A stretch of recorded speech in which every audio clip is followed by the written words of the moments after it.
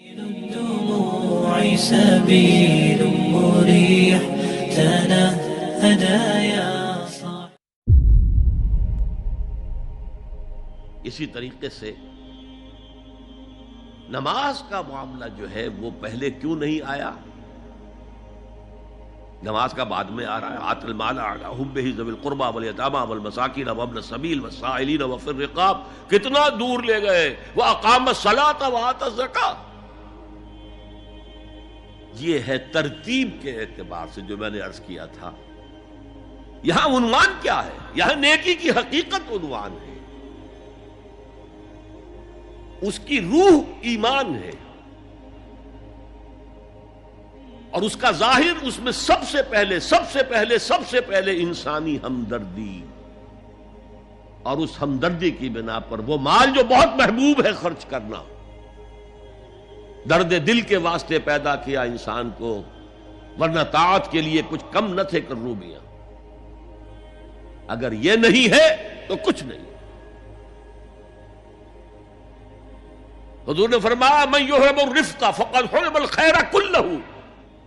جو شخص دل کی نرمی سے محروم ہو گیا وہ کل کے کل خیر سے محروم ہو گیا.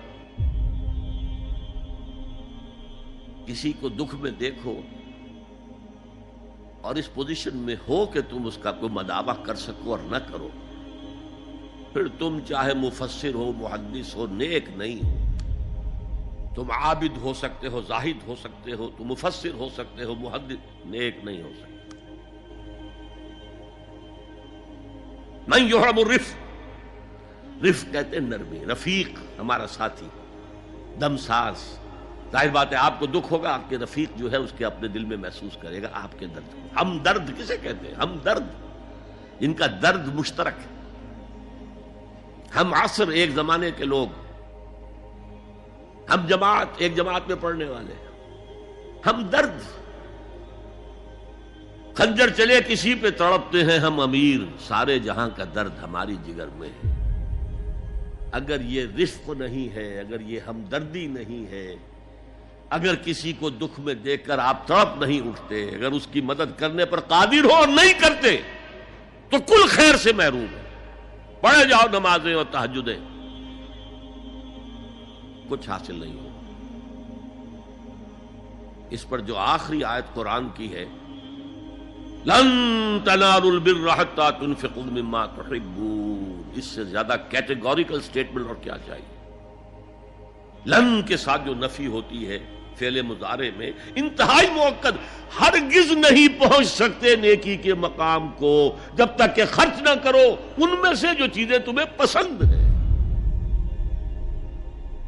قمیض پھٹ گئی ہے، بوسیدہ دے دو کسی کو، یہ نہیں ہے خیرات و صدقات، بلکہ جو تمہیں محبوب ہو. لن تنالوا البر، بر کے مقام تک نہیں پہنچ سکتے. پھر میں کہہ رہا ہوں عابد ہو سکتے ہو، زاہد ہو سکتے ہو، علم کا معاملہ ہے، محدث ہو سکتے ہو، مفسر ہو سکتے ہو، فقیہ ہو سکتے ہو، مفتی ہو سکتے ہو، سب کچھ ہو سکتے ہو. قرآن مجید کی روح سے نیک نہیں کہلا سکتے.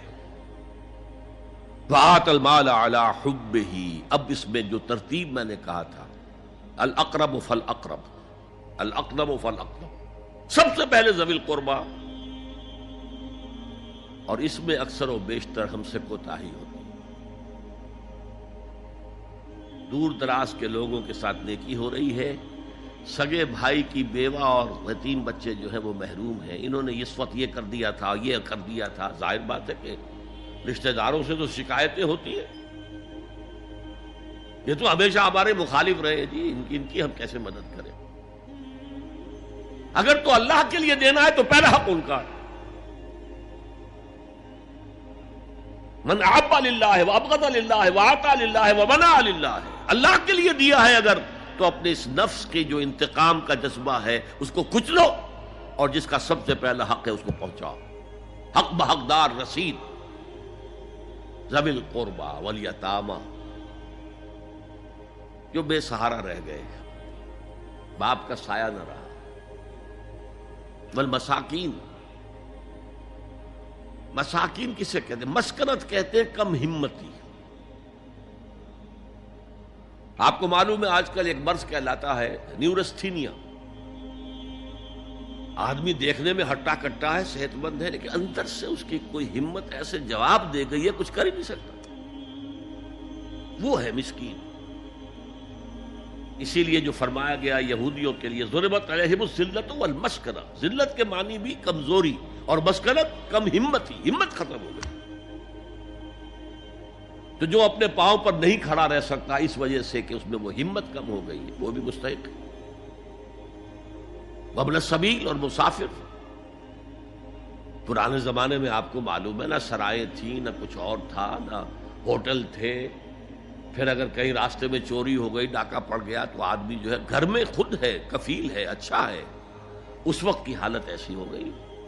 ہمارے ہاں بیگرز نے اسی کو ایک بہت بڑا بہانہ بنایا ہوا، جی میں آیا تھا وہاں سے اور یہاں سے اور میری جیب کٹ گئی، سب کچھ چلا گیا، اب مجھے واپس جانے کے لیے کرایہ چاہیے.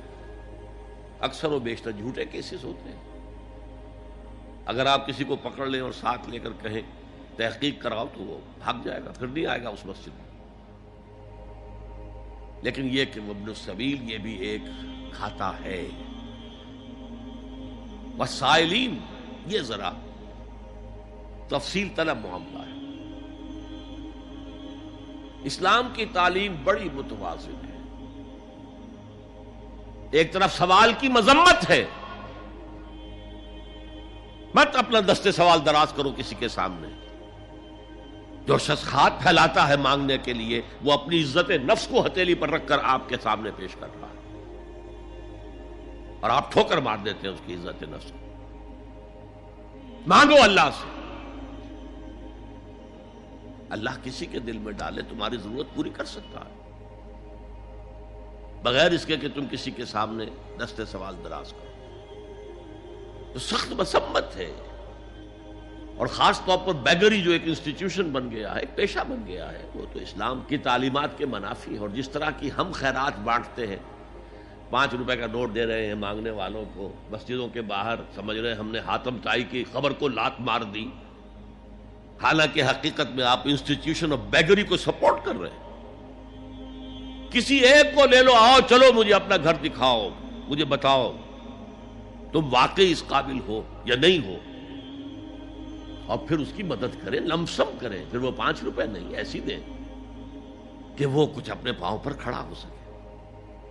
میں نے 1 روپیہ نہیں کہا، آج دیکھیں 1 روپیہ تو اب کوئی شے نہیں رہی، لیکن یہ کہ 5 روپے کا نوٹ بھی آپ نے تقسیم کرنے شروع کر دیے، یہ کیا ہے؟ والسائلین وفی الرقاب. لیکن دوسری طرف سائل کو جھڑکنا نہیں ہے. اما السائل فلا تنہر، جھڑکو نہیں. اچھا بھائی نہیں، معاف کرو، میرے پاس اس وقت آپ کی مدد کے لیے کچھ نہیں ہے، میں کچھ نہیں کر سکتا. تو ان دونوں کے درمیان اصل میں معاملہ ہونا چاہیے. بلکہ یہاں تک بھی فرمایا سائل کو ضرور دو، چاہے وہ گھوڑے پر سوار ہو کر تمہارے دروازے پہ آیا. کیا پتا اس کی واقعی الجھن کیا ہے. تو سوال کی مذمت اور سائل کو جھڑکنے کی ممانعت.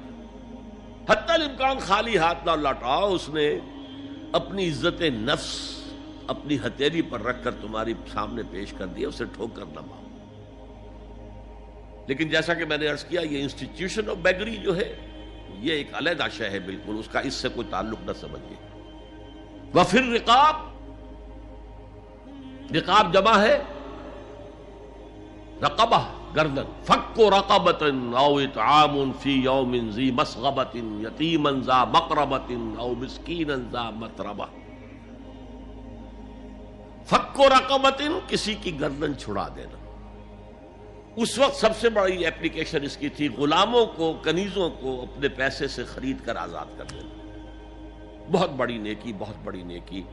اور حضرت ابو بکر رضی اللہ تعالیٰ عنہ کے دفتر فضائل میں سب سے اونچا کام یہ ہے کہ جن غلاموں کو اور جن کنیزوں کو ستایا جا رہا تھا، دیئر اونرز، دیئر ماسٹرز، ان کے آقا کو حق حاصل تھا، جو چاہے کریں ان کے ساتھ، قتل کر دے کوئی پوچھنے والا نہیں ہے. میں پہلے بھی عرض کر چکا ہوں. میری ملکیت ہے، جیسے میری بکری میری ملکیت ہے، میں نے اس کو ذبح کیا، گوشت کھا لیا، تم کون ہوتے ہو پوچھنے والے؟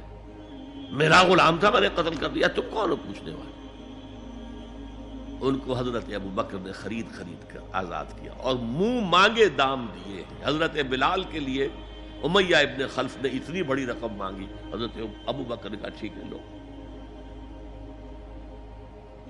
باپ نے کہا بھی ابو قحافہ نے، ابو بکر کو کوئی غلام خریدنا ہی تھا تو کوئی طاقتور آدمی جو کام آ سکے کہیں، اس کو خریدنا چاہیے۔ مجھے کیا پتا ابو بکر کس لیے خرید رہا اور کس کے لیے خرید رہا۔ آج کے دور میں اس کی اپلیکیشن ہوگی، کوئی شخص جو ہے اگر قرض میں اس طرح جکڑا جائے کہ لاکھ ہاتھ پاؤں مارے نکل نہیں سکتا، اس کو کوئی لمپ سم مدد دے کر اس قابل کیا جائے کہ وہ پھر اپنے پاؤں پر کھڑا ہو جائے۔ یہ نہیں کہ اسے آپ ہر مہینے کچھ رقم دیتے رہے مینٹیننس کے لیے، نہیں۔